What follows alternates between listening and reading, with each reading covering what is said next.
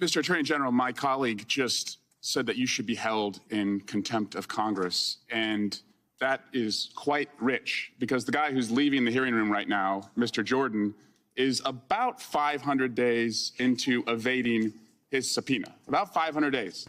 So if we're going to talk about contempt of Congress, let's get real. I mean, are you serious that Jim Jordan, a witness to one of the greatest crimes ever committed in America, a crime where more prosecutions have occurred than any crime committed in America, refuses to help his country, and we're going to get lectured about subpoena compliance and contempt of Congress? Jim Jordan won't even honor a lawful subpoena? Are you kidding me? Are you kidding me? There's no credibility on that side. Mr. Attorney General, you are serious. They are not. You are decent. They are not. Thank you. I yield back. Gentleman yields back. Mr. Garland, why Jack Smith? Why'd you pick him? Well, I've said at the time I appointed Mr. Smith, I explained he was independent. He was a longtime career prosecutor But there are probably other people who you would describe as independent, long-time career prosecutor. Why did you pick? This is probably the most high-profile special counsel investigation, maybe in American history.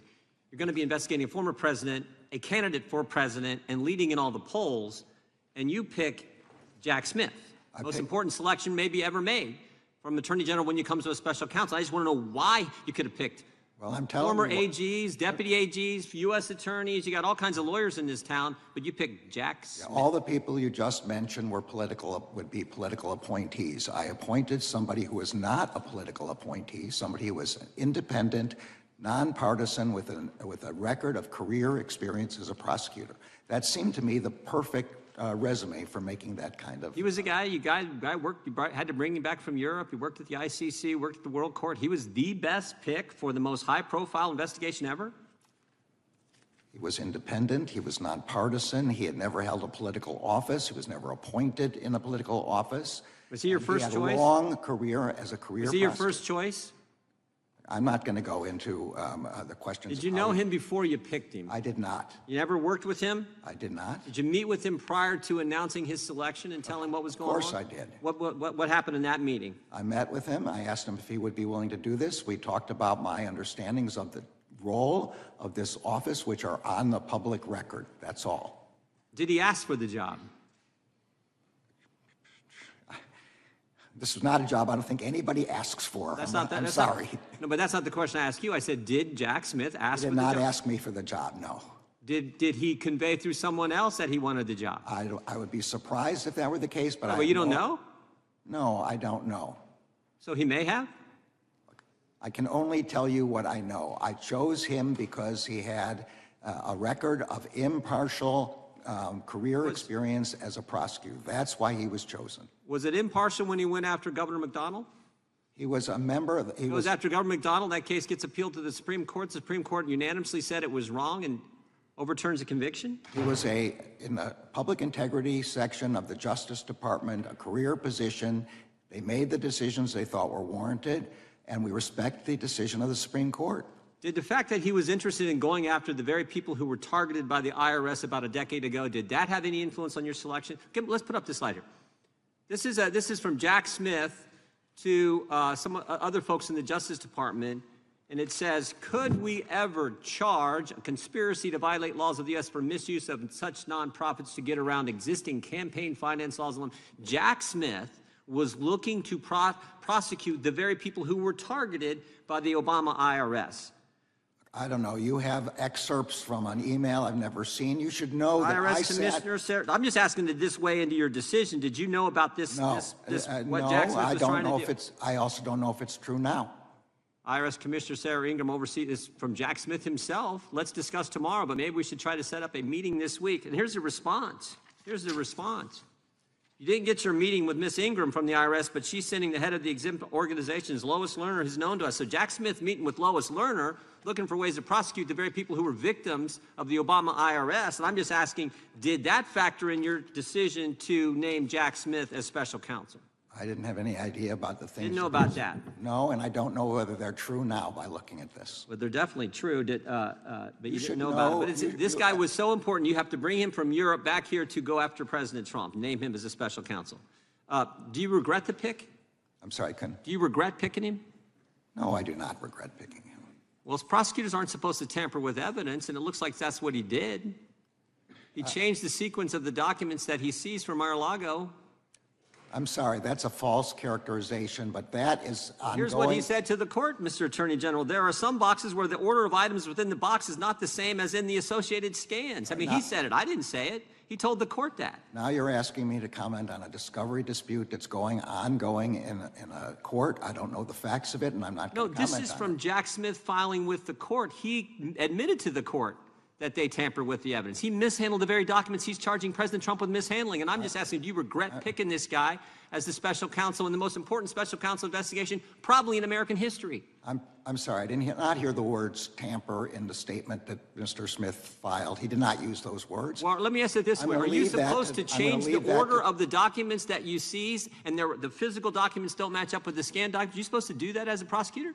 This is a matter in dispute, in discovery in that court, and I'm going to leave it for the district court to make a determination. After I would just say one last district thing. court makes It's a not in determination- dispute. This is what he said in the court filing. Jack Smith's team said that to the judge in the court. By the way, this case is now basically on hold because they've screwed up so many things. Again, I don't know whether your description of the facts are true or not true, and I'm not going to intrude in a decision in a district court. Chair recognizes the gentleman from California. Mr. Attorney General, matter. I now yield to the ranking member for 5 minutes. Thank you. And Chairman, what's interesting to me is that this hearing is about transparency. And my staff has told me that there are multiple documents that you have allowed my staff to look at in camera, meaning they can go look at them, but they cannot have them, documents that you've been given related to an FTC inquiry. And my ask is just that you turn those over to us. It sounds like we are asking you to do what you think these witnesses are not doing. So again, just in the spirit of transparency, we would like those documents. Mr. Dunham. I'll take it under advisement. Thank you, Mr. Chairman. Mr. Dunham, following the subpoena you received from the Judiciary Committee Republicans, you offered to meet and confer with them on multiple occasions. Is that right? We met with the committee in early January on the initial forming of the committee in the new Congress, and then we've had several engagements or outreach since the subpoena. And what would happen if you violated a subpoena and just didn't show up?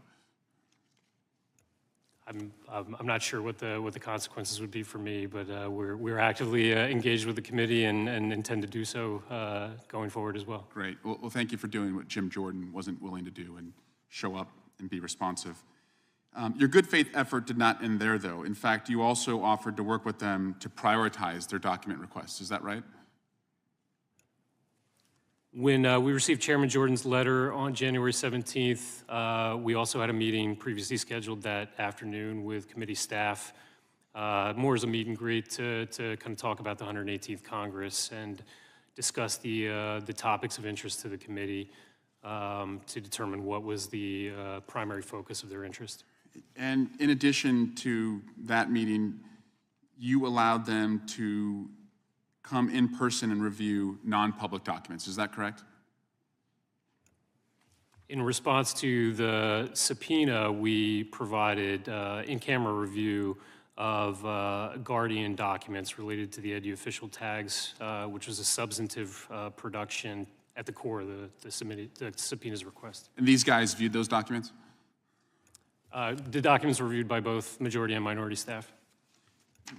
And after viewing the documents, and did those documents, by the way, include what we call law enforcement sensitive information?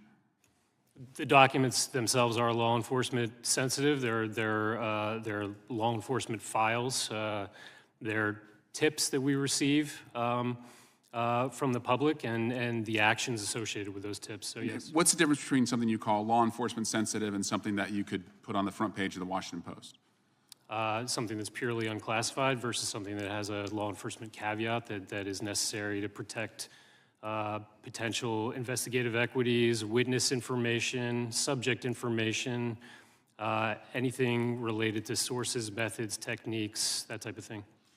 And after Jim Jordan's team viewed the documents, are you aware of a report that Jim Jordan drafted related to their inquiry?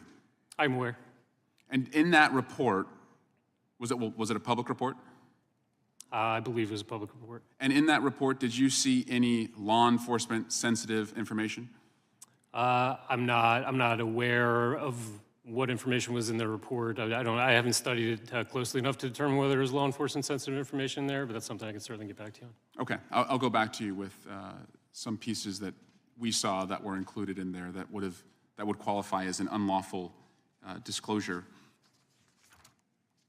Ms. Bumpus, thank you again for also doing something that Jim Jordan would not do and responding to a subpoena.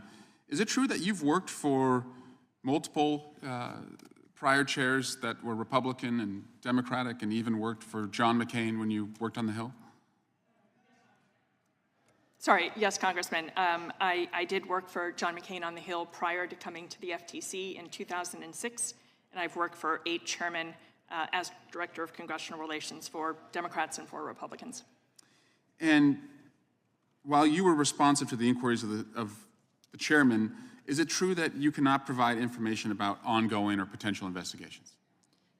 That is correct. Under the rules of the commission, we cannot disclose non-public information without a vote of the commission. So would you be committing a crime if you did what Jim Jordan is asking you to do? I cannot speak today about non-public information or about ongoing investigations. Thank you. Yield back.